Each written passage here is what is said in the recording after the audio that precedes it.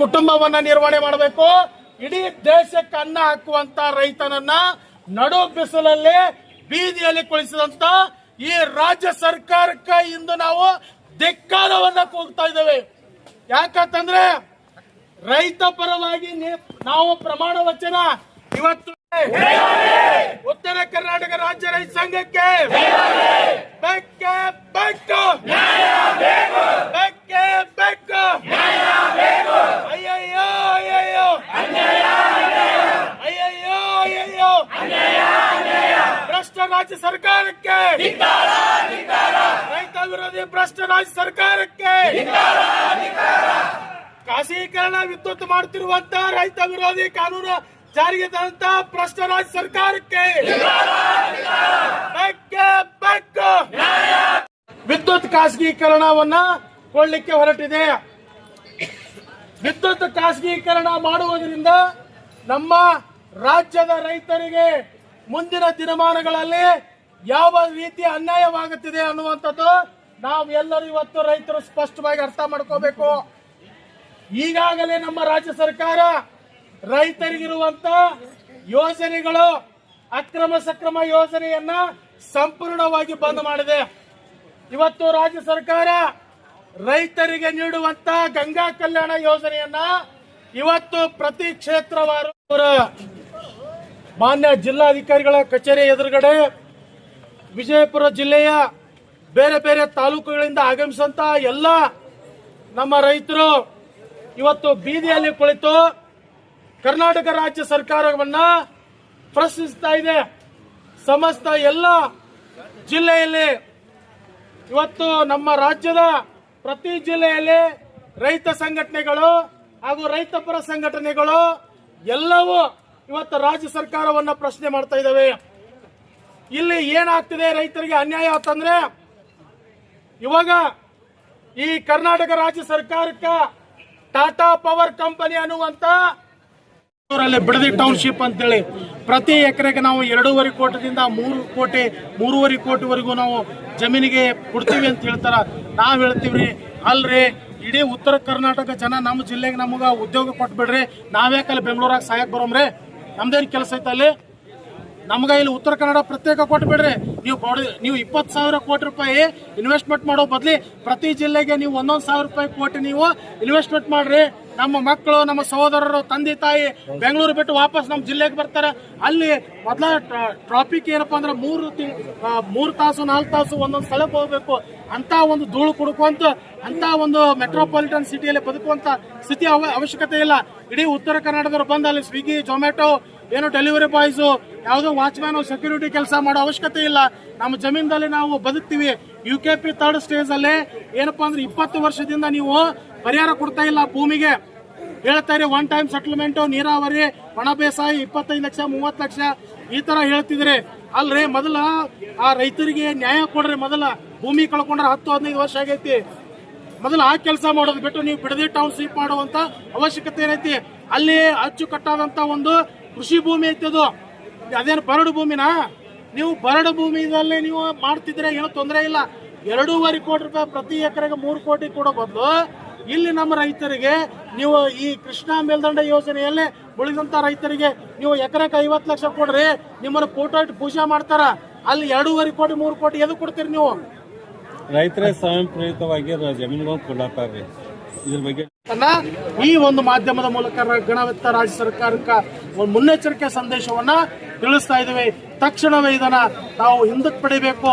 ಇಂತಹ ಈ ಒಂದು ಕಾರ್ಪೊರೇಟ್ ಕಂಪನಿಗಳಿಗೆ, ಬಂಡವಾಳಶಾಹಿಗಳಿಗೆ ತಾವು ಜೋತು ಬಿದ್ದು ಜೊಲ್ಲು ಸುರಿಸಿ ಒಂದು ಅವಿವೇಕಿತನ ಅಯೋಗ್ಯ ಸರ್ಕಾರವನ್ನ ನಡೆಸಬಾರದು ಅನ್ನುವಂಥದ್ದು ನಮ್ಮ ಸ್ಪಷ್ಟ ನಿಲುವಿದೆ. ಅದಕ್ಕೇನಪ್ಪಾ ಅಂದ್ರೆ ಇವತ್ತು ನಾವು ಈ 100 ಜನ ರೈತರು ಈ ರಾಜ್ಯ ಸರ್ಕಾರಕ್ಕೆ ಒಂದು ಎಚ್ಚರಿಕೆ ಸಂದೇಶವನ್ನು ಕೊಡ್ಲಿಕ್ಕೆ ನಾವು ಇವತ್ತು ಮಾನ್ಯ ಜಿಲ್ಲಾಧಿಕಾರಿಗಳ ಮುಖಾಂತರ ನಾವು ಮನವಿಯನ್ನ ಸಲ್ಲಿಸ್ತಾ ಇದ್ದೇವೆ. ರಾಜ್ಯಾಧ್ಯಕ್ಷರು ಅಧ್ಯಕ್ಷರೇ ಇದು ರಾಜ್ಯ ಸರ್ಕಾರ ಮಾಡ್ತಾ ಇದ್ರೆ ಅಥವಾ ಕೇಂದ್ರ ಸರ್ಕಾರ ಮಾಡ್ತಾ ಇದೆ? ಅಧ್ಯಕ್ಷರೇ, ರೈತರ ಭೂಮಿಗೆ ಡಬಲ್ ರೇಟ್ ಕೊಡ್ತೀವಿ ಅನ್ನುವಂಥದ್ದು ಸರ್ಕಾರ ಈಗ ಹೇಳಬೇಕು ಅಂತಂದ್ರೆ, ನಾವು ಖಾಸಗೀಕರಣದಲ್ಲಿ ಯಾರು ರೈತರು ನೀವು ಜಮೀನು ಕೊಡ್ತೀರಿ ಪರಿಸ್ಥಿತಿ ಈಗ ರೈತರದು ಈಗ ಮೊದಲ ಮಳೆಗಾಲ ಇಲ್ಲ, ಮಳೆ ಕೊರತೆ ಐತಿ, ಡ್ಯಾಮ್ಗಳಲ್ಲಿ ನೀರಿಲ್ಲ. ಇಂಥ ಸ್ಥಿತಿಯೊಳಗೆ ಇವತ್ತು ರಾಜ್ಯ ಸರ್ಕಾರ ವಿದ್ಯುತ್ ಖಾಸಗೀಕರಣ ಮಾಡ್ತಾ ಇದೆ. ಅದನ್ನು ನಾವು ಸಂಪೂರ್ಣವಾಗಿ ಖಂಡಿಸ್ತೇವೆ. ರಾಜ್ಯ ಸರ್ಕಾರಕ್ಕೆ ಇವತ್ತು ನಾವು ಎಲ್ಲ ಜಿಲ್ಲೆಗಳಲ್ಲಿ ನಾವು ರಾಜ್ಯ ಸರ್ಕಾರಕ್ಕೆ ಒಂದು ಎಚ್ಚರಿಕೆ ಸಂದೇಶವನ್ನು ಕಳಿಸ್ಕೊಂಡಿರ್ತೀವಿ. ಇಂಥ ಸ್ಥಿತಿಯೊಳಗೆ ವಿದ್ಯುತ್ ಖಾಸಗೀಕರಣ ಮಾಡೋದ್ರಿಂದ ನಮ್ಮ ರೈತರು ಬದುಕೋದು ಬಹಳ ಕಷ್ಟ ಆಗ್ತೈತಿ. ಈ ವಿದ್ಯುತ್ ಖಾಸಗೀಕರಣ ಮಾಡೋದ್ರಿಂದ ಪ್ರತಿ HP ಮೋಟರ್ಗಳಿಗೆ ನಾವು ಸ್ಮಾರ್ಟ್ ಮೀಟರ್ಗಳನ್ನು ಅಳವಡಿಸುವಂಥ ವ್ಯವಸ್ಥೆ ಬರ್ತೈತಿ.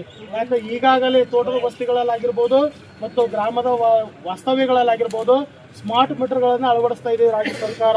ಹಂತವಾಗಿ ರೈತರನ್ನ ಒಂದು ತುಳಿಯುವ ಕೆಲಸ ಮಾಡ್ಲಿಕ್ಕತ್ತೈತಿ. ಅದಕ್ಕೆ ತಾವು ಒಂದು ರಾಜ್ಯ ಸರ್ಕಾರಕ್ಕೆ ನಮ್ಮ ರೈತ ಪರವಾಗಿ ಏನಪ್ಪಾ ಅಂದ್ರೆ ಒಂದು ಸಂದೇಶವನ್ನ ತಾವು ಒಂದು ಲಿಖಿತವಾಗಿ ಕಳಿಸಬೇಕು. ಇದರ ಮುಂದಿನ ದಿನಮಾನಗಳಲ್ಲಿ ನಾವು ಯಾರೋ ರೈತರು ಬೀದಿಗಿಳಿದು ಉಗ್ರವಾದ ಹೋರಾಟ ಮಾಡೋದಕ್ಕಿಂತ ಮುಂಚೆ ಸರ್ಕಾರ ಎಚ್ಚೆತ್ತುಕೊಂಡು ಈ ಒಂದು ಖಾಸಗೀಕರಣದ ನೀತಿಯನ್ನ ವಾಪಸ್ ಹಿಂಪಡಿಬೇಕು ಅನ್ನೋ ಕಾರಣಕ್ಕೋಸ್ಕರ ಇವತ್ತು ತಮಗೆ ನಾವು ಲಿಖಿತವಾಗಿರಪ್ಪ ಅಂದ್ರೆ ಈ ಸಂದೇಶವನ್ನ ರವಾನೆ ಮಾಡ್ತೀವಿ ಸರ್.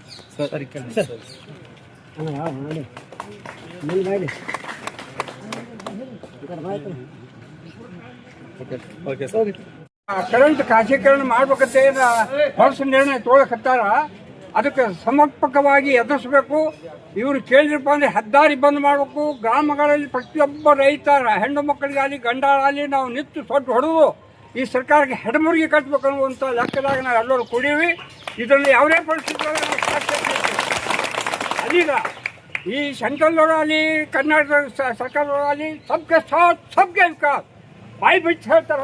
ಎಲ್ಲರಿಗಿಂತ ಸರ್ವನಾಶ ಮಾಡ್ಲಿಕ್ಕತ್ತಾರ.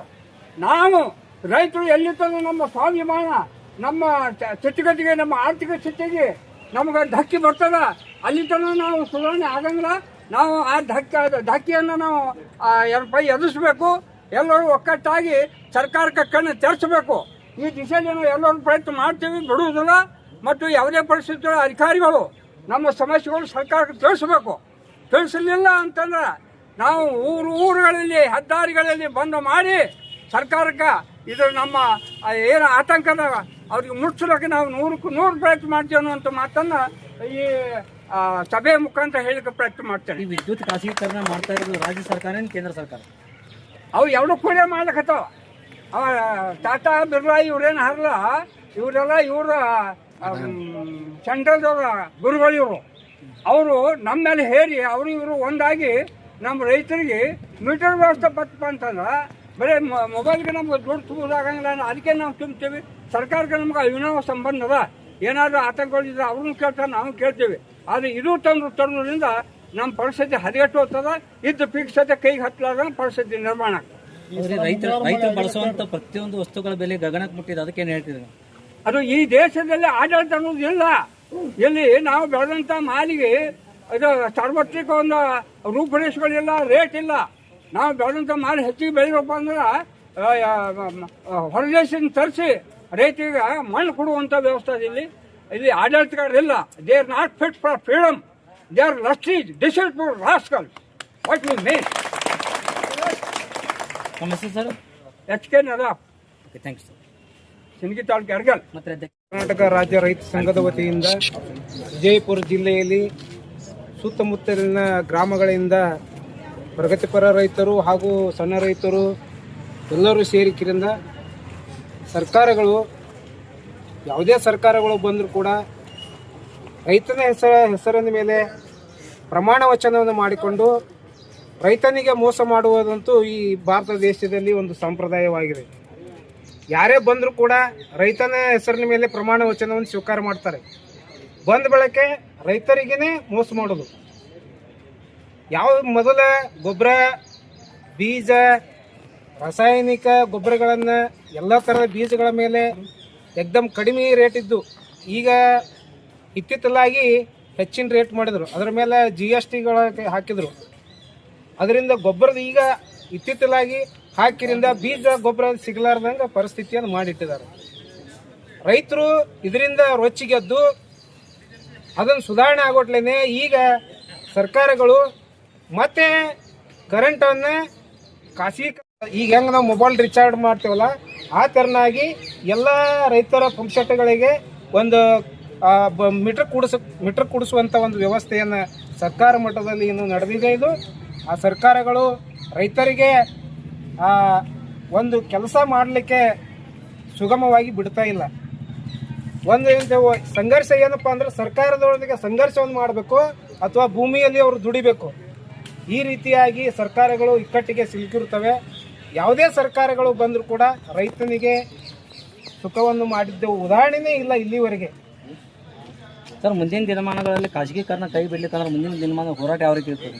ಮುಂದಿನ ದಿನಮಾನದಲ್ಲಿ ಖಾಸಗೀಕರಣ ಮಾಡದೆ ಹೋದರೆ ಸರ್ಕಾರದ ಪ್ರತಿ ಗ್ರಾಮ ಮಟ್ಟಗಳಿಂದ ರೈತರು ಬಂದ ಕಿರಿಂದ ಜಿಲ್ಲಾ ಕೇಂದ್ರಗಳಲ್ಲಿ ಅಹೋರಾತ್ರಿ ಧರಣಿ ಮಾಡ್ತಾರೆ, ಧರಣಿಗಳು ಮಾಡ್ತಾರೆ. ಅವ್ರ ಜಾನುವಾರುಗಳ ಸಮೇತ ತಂದ ಕಿರಿಂದ ಯಾವುದೇ ಹೋರಾಟಕ್ಕೂ ಉಗ್ರ ಹೋರಾಟಕ್ಕೂ ರೈತರು ಮಣಿಯುವುದಿಲ್ಲ. ಸರ್, ನಿಮ್ಮ ಹೆಸರು? ನಮ್ಮ ಹೆಸರು Birappa Jumnal, ex-DCC bank director, Vijayapura. ಇವತ್ತು ನಾವು ನಮ್ಮ ಸಂಘಟನೆ ವತಿಯಿಂದ ಸೇರಿದ ವಿಷಯ ಏನಂದ್ರೆ, ಈ ಸರ್ಕಾರ ವಿದ್ಯುತ್ ಖಾಸಗೀಕರಣ ಏನು ಮಾಡ್ಲಿಕ್ಕೆ ಹೊಂಟೈತಿಲ್ಲ, ಇದು ರೈತರಿಗೆ ಒಂದು ದೊಡ್ಡ ಅನ್ಯಾಯ ಆಗಂತ ಹೇಳಿ ನಾವು ಇದನ್ನು ಏನು ಅಪೀಲ್ ಸಲ್ಲಿಸಬೇಕಂತ ಹೇಳಿದ್ರು. ಆ ಡೇಟ್ನೊಳಗೆ ನಾವು ಸಲ್ಲಿಸ್ಲಿಕ್ಕೆ ಬಂದ್ವಿ ಎಲ್ಲರೂ ಕೂಡಿಸಿ. ಆಮೇಲೆ ಇದನ್ನು ಖಾಸಗೀಕರಣ ಮಾಡ್ರೆ ರೈತರಿಗೆ ಎಷ್ಟು ತೊಂದರೆ ಆಗತ್ತಂದ್ರೆ, ಈಗ ನಮಗೆ ಬರೀ ಮೊಬೈಲ್ ಕರೆನ್ಸಿ ರಿಚಾರ್ಜ್ ಮಾಡಿಸೋದು ಆಗಲ್ಲಂಥ ಪರಿಸ್ಥಿತಿ ರೈತರು ಐತಿ. ಇನ್ನು ನಿಜಾಕರ್ತಿ ಇದನ್ನು ರಿಚಾರ್ಜ್ ಮಾಡ್ಸಂಗೆ ಮಾಡಿದ್ರಂದ್ರೆ ರೈತರಿಗೆ ಏನು ಪರಿಸ್ಥಿತಿ ಆಗತ್ತೆ ಅನ್ನೋದು ನೀವು ಮಾತಾಡ್ಬೇಕಾರೆ ಸರ್ಕಾರ ಇದನ್ನು ಉದ್ದೇಶವಾಗಿ ಹೇಳ್ಬೇಕಾಗಿದೆ. ಹಾಂ, ಅದ ಈ ಮೂಲಕ ಸರ್ಕಾರಕ್ಕೆ ನಾವು ಏನು ಬೇಡಿಕೆ ಇಡ್ಲಾತೀವಿ ಅಂದ್ರೆ ಯಾವುದೇ ಕಾರಣಕ್ಕೂ ವಿದ್ಯುತ್ ಖಾಸಗೀಕರಣ ಆಗಬಾರ್ದು. ಆದ್ರೆ ನಮ್ಮ ರೈತ ಸಂಘ ವತಿಯಿಂದ ನಾವು ಉಗ್ರ ಹೋರಾಟ ಮಾಡ್ತೀವಿ. ಅದ್ರ ಪರಿಣಾಮ ಮುಂದಿನ ಏನಾಗತ್ತೆ ಅನ್ನೋದು ನಾವು ಹೇಳಂಗಿಲ್ಲ. ವಿದ್ಯುತ್ ಖಾಸಗೀಕರಣ ಯಾಕೆ ಮಾಡಕತ್ತದ್ರಿ? ಬಂಡವಾಳಶಾಹಿಗಳಿಗೆ ಬಂಡವಾಳಶಾಹಿಗಳು ಬಂದು ಹೋಗ್ತಾರೆ, ಸರ್ಕಾರ ಒಟ್ಟು ಮಾತಾಡೋರೆ ಸರ್ಕಾರ ಇವತ್ತು ಅದ್ರ ಬಗ್ಗೆ ನೀವು ಹೋರಾಟ ಮಾಡಿದ್ರೆ ರೈತ ಸಂಘದಿಂದ. ಸರ್, ಯಾಕೆ ಸರ್, ಏನಾಗಿದೆ ಸರ್ ಸಮಸ್ಯೆ? ರೈತರ ಪರವಾಗಿ ಯಾವ ಸರ್ಕಾರ ಇಲ್ಲ. ಯಾಕೆ ಹಿಂಗಾಗಿದೆ ಅಂದ್ರೆ ಕಾಂಟ್ರಾಕ್ಟ್ ಬೇಸಿಕ್ ತೊಗೊಂಡಿದ್ದಾರೆ ಸರ್ಕಾರ. ರೈತರಿಗೆ ಚಲೋ ಮಾಡ್ತೀವಿ ಅಂತ ಮೊದಲಿಗೆ ಹೇಳ್ತಾರೆ. ರೈತರ ಪರವಾಗಿ ಅವ್ರು ಏನೈತಿ ಘೋಷಣೆ ಮಾಡ್ತಾರೆ. ಆದ್ರೆ ರೈತರಿಗೆ ಆರ್ಥಿಕ ನೆರವು ಕೊಡ್ತಾ ಇಲ್ಲ. ಯಾಕಂದ್ರೆ ಖಾಸಗೀಕರಣದಲ್ಲಿ ಅವರಿಗೆ ಒಂದು ಸರ್ಕಾರಕ್ಕೆ ಒಂದು ಲಾಭ ಇದೆ, ಆದ್ರೆ ರೈತರಿಗೆ ತೊಂದರೆ ಬರ್ತಾ ಇದೆ. ಇದು ಖಾಸಗೀಕರಣ ಮೊಬೈಲ್ ರಿಚಾರ್ಜೇ ನಮಗೆ ಯೂಸ್ ಮಾಡೋಕ್ಕಾಗಲ್ಲ ಅಂದಮೇಲೆ ರಿಚಾರ್ಜ್ ಮಾಡಿ ಯಾರಾದರೂ ಕರೆಂಟ್ ಬಳಕೆ ಮಾಡೋಕ್ಕಾಗ್ತದ? ಇದು ತಪ್ಪು. ಸರ್ಕಾರ ನಿರ್ಧಾರ ಇದು ತಪ್ಪಿದೆ. ಇದು ಏನಿದೆ ರೈತರ ಸರ್ಕಾರಕ್ಕೆ ಗಮನಕ್ಕೆ ತರಬೇಕಂದ್ರೆ ಇದು ತಪ್ಪು. ಸರ್ಕಾರ ಇದನ್ನು ಆರ್ಥಿಕವಾಗಿ ವಿಚಾರ ಮಾಡಬೇಕಿತ್ತು. ನಾವು ಇದನ್ನು ಮಾಡಿದರೆ ನಾವು ರೈತರ ಮೇಲೆ ಭಾರ ಆಗ್ತೀವಿ. ಇದನ್ನು ವಿಚಾರ ಮಾಡ್ತಾ ಇಲ್ಲ ಸರ್ಕಾರ. ಯಾಕೆ ಮಾಡ್ತಾ ಇಲ್ಲ ಅಂದ್ರೆ ಅವ್ರಿಗೆ ಲಾಭ ಇದೆ. ಇದನ್ನೇನಿದೆ ತುಂಬ ಅವರು ವಿಚಾರ ಮಾಡಿ ಇದನ್ನು ಪರಿಗಣಿಸಬೇಕು. ಯಾಕಂದ್ರೆ ರೈತರಿಗೆ ಅನ್ಯಾಯ ಆಗ್ತಾ ಇದೆ. ಯಾವುದಕ್ಕೂ ಒಂದು ಬೆಲೆ ಇಲ್ಲ.